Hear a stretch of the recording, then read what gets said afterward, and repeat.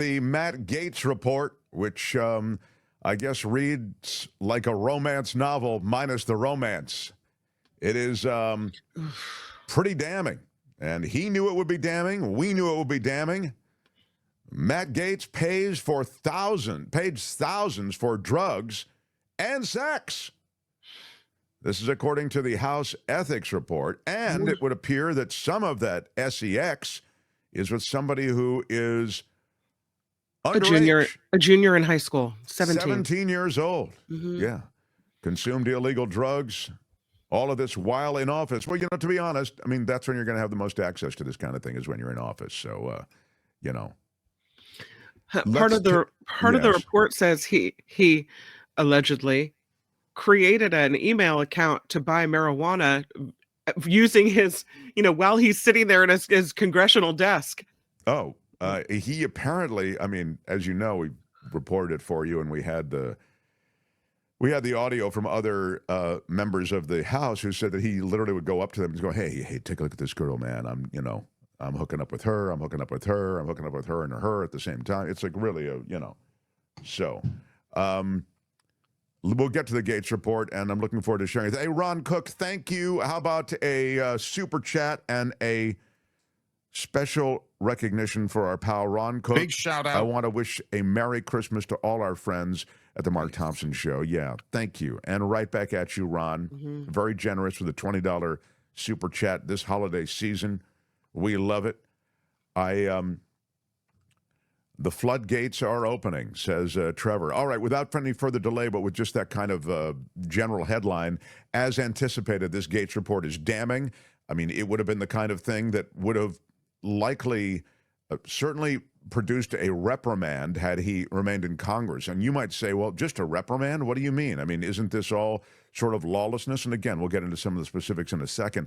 I'll just remind you, the House sadly, very, very rarely expunges, gets rid of anybody in their body. I mean, you can do almost anything, and they really are reluctant to remove a member of their body. That said, this guy definitely was pushing the meter into the red zone, but he is no longer in Congress, which is, of course, what the controversy was about the report. Like, should it still be released, given the fact that he's not in Congress? In any case, it has been released now, and here is a little bit. Tony, go ahead, roll as the news breaks this morning.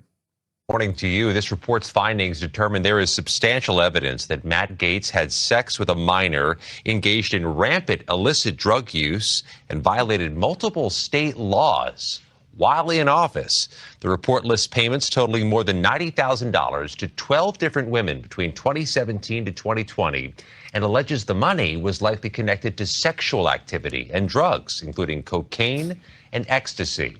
The committee also obtained testimony that alleges Gaetz had sex twice with a 17-year-old girl. The victim told the committee she recalled receiving $400 in cash from Gaetz, which she understood to be payment for sex. Gaetz is also accused of creating a fake email from his Capitol Hill office for the purpose of purchasing marijuana and referred to drugs as party favors, rolls, and vitamins. The report did not uncover sufficient evidence of violations of federal sex trafficking laws, and Gaetz has denied any improper conduct, writing last week that his behavior in his 30s may have been embarrassing, though not criminal. The former congressman refused to sit for sworn testimony, only submitting written answers to some of the committee's questions. The committee also alleged he knowingly and willfully sought to impede and obstruct the investigation. The House Ethics Committee had initially voted to keep the report under wraps after Gaetz resigned from Congress in November and withdrew as Trump's picks to be Attorney General, but they reversed that decision in a vote earlier this month. Adriana?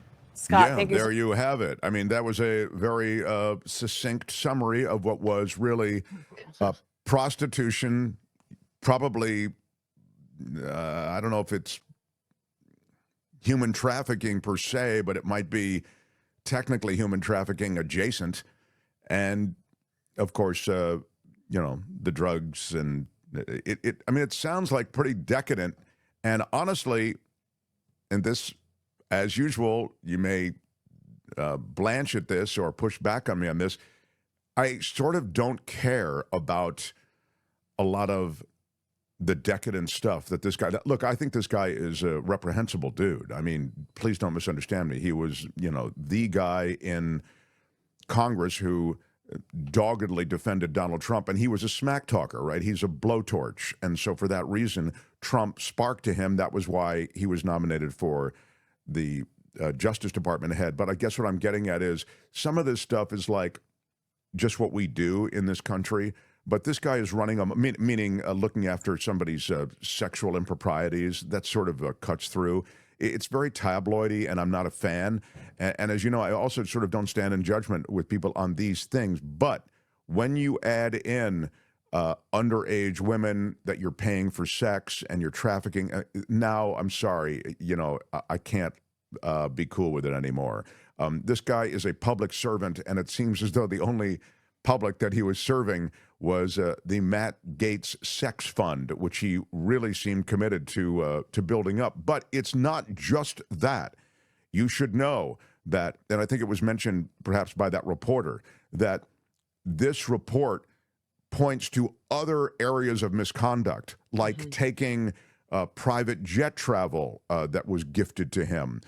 The idea somehow that you're receiving gifts and then in exchange, you're producing or providing at least an audience to be heard on various legislative agenda type items. So these are things that now begin to get away from just the, ooh, we caught you having sex. That stuff doesn't interest me as much as some of the details of that, which involve a 17-year-old and payments.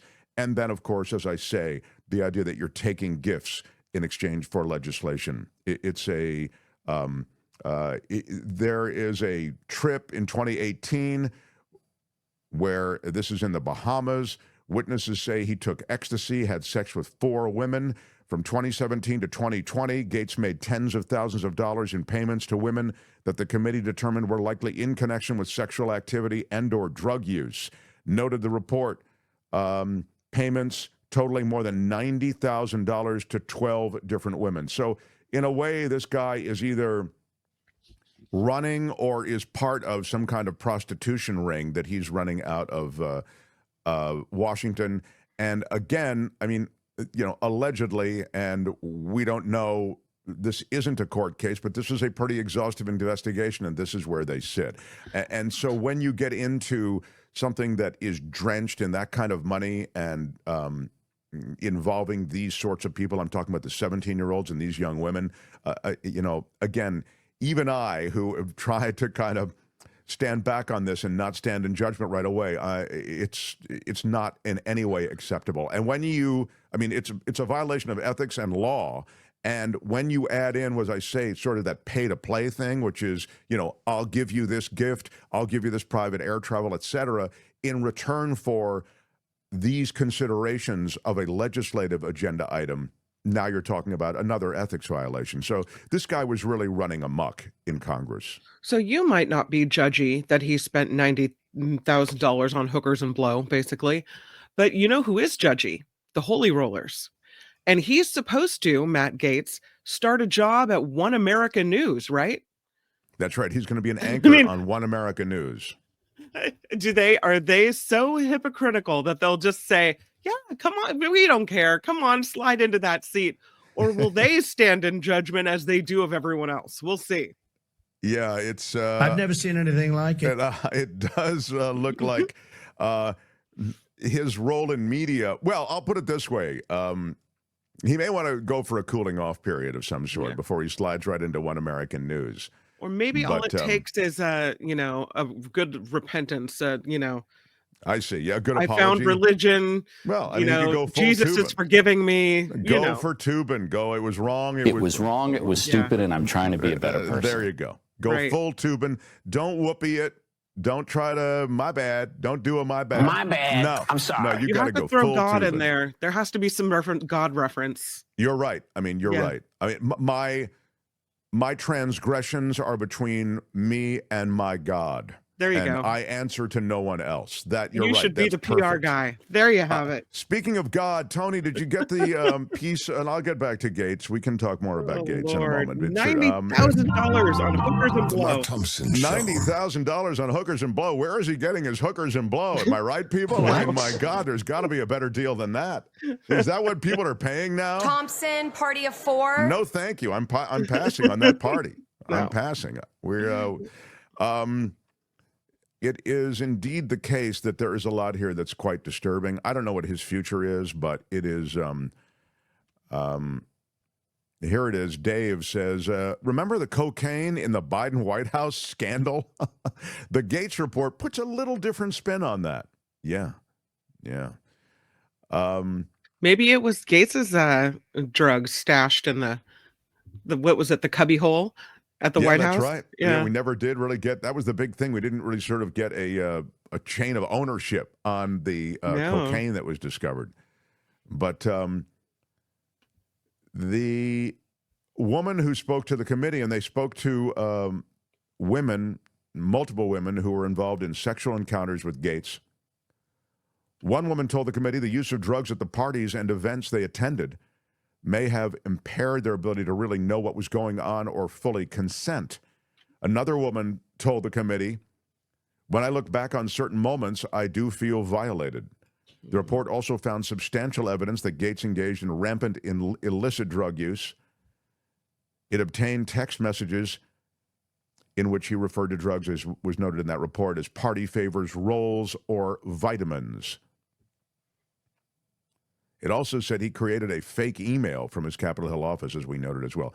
You know, it's interesting to me, just as an aside, in movies and in television, when they're dealing with moving drugs across various things, you're dealing with some kind of narco operation and somebody's undercover and they're kind of busted or whatever, they still have to spell out exactly for the audience what's happening. So they go, so you're going to move the cocaine tonight at midnight, right? And it's just not the way the drug people would talk. So they would talk like Matt Gaetz talked, right? They would say, so the vitamins look like they're going to be coming in on, you know what I mean? They would use codes for I always think it's funny that they don't use those codes, though, in the world of television and motion picture depictions of major drug organizations, because the audience has to have it made excruciatingly clear what's happening. So you're going to put all of the illegal drugs in the truck for tonight and for departure at 9 o'clock tonight. The cocaine, the heroin, you're going to have it all. The fentanyl, you know, they don't ever use the codes. But Gaetz did use the codes. And he's just kind of trying to write it off as youthful exuberance, you know. I dated several of these women for years, he says. It's embarrassing, though not criminal, that I probably partied, womanized, drank, and smoked more than I should have earlier in my life. I live a different life now, he says. Oh, a life of God. Yeah, apparently. He's back to the Lord. He's found God. You know, you can't find God at those parties, Kim. You cannot, because you're busy doing bumps and, you know, trying to hook up. Maybe if you did some acid instead of some blow, I don't know. Yeah, you gotta be you have to take the right substance to find God, right? Yeah. Pablo Escobar should be Trump's drug czar, says a nullifidian. Yeah. Meanwhile, this guy is representing people in Congress. He's doing the business of the United States. Well, he's talking about a return to Congress, not in the House, but as a senator. He is, I know, that would be one of the great political reversals of fortune that might rival Donald Trump. Trump, to me, is the greatest reversal of political fortune of our lives. I mean, this guy was done, and then he reconstituted himself on the outside. He came at the election with the same stuff. He played all the same hits that he did the first time. The border, this is the worst situation ever. Look at our cities. Look at our, you know, look at whatever. This is the worst ever. Look at the economy. And he tied in and linked into people's general cynicism, and he was able to reascend to the presidency. I mean, again, I have some questions about the election, but Okay, it's done. Anyway, the idea somehow that Gaetz could somehow reconstitute himself after this damning report, it will be extraordinary. But again, in the new America where crazy things happen, perhaps it's possible. All you need is that blowtorch of the propaganda machine of Fox News Channel, and that gets it out there. Then you help seed it with social media, and you can help turn things around. That was what worked for Donald Trump, and that's what might work for Matt Gaetz. But the report is pretty ugly.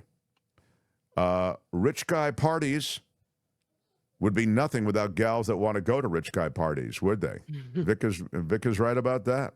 I mean, you know. Anyway, Matt Gaetz is Epstein light, says Silicon Valley Blocks. Yeah. Gaetz is the gutter, says Gordon. And of course, Merrick Garland couldn't detect a crime. Exactly. Merrick Garland, what I said it at the time when they chose Merrick Garland. I don't. This is not the kind of guy you want there as Attorney General. Hi, it's Mark, and I thought that was great. Hit the notification bell. You'll know whenever there's a new video being dropped, and please subscribe to our channel to help us save the universe.